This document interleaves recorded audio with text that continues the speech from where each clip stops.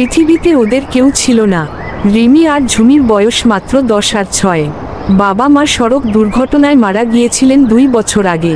তারপর থেকেই ওরা একে অপরের সাথেই জীবন কাটাচ্ছিল।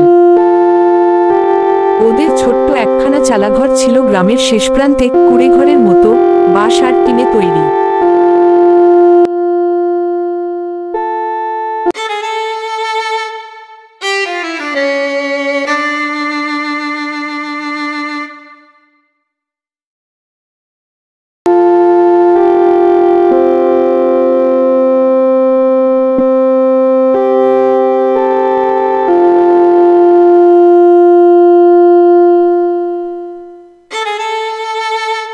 দিন চলে গিয়েছিল মানুষের বাড়িতে কাজ করে।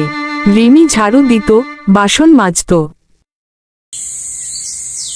ঝুমি ছোট ছিল, শুধু দিদির পায়ের ছায়া হয়ে ঘুরে বেড়াত।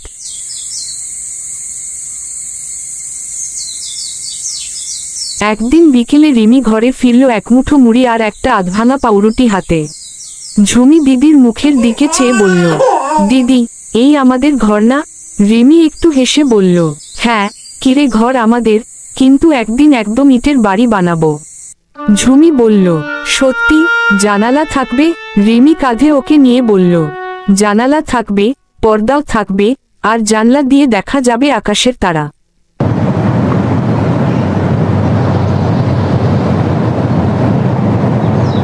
সেই রাতে বৃষ্টি এল, টিনের ছাদ দিয়ে ফোঁটা ফোঁটা জল পড়ছিল।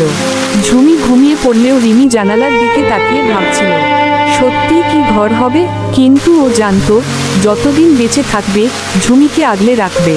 এই ছোট চালাঘরটাও একদিন ঘর হয়ে উঠবে, ভালোবাসার, নিরাপত্তার, আর একটা নতুন জীবনের।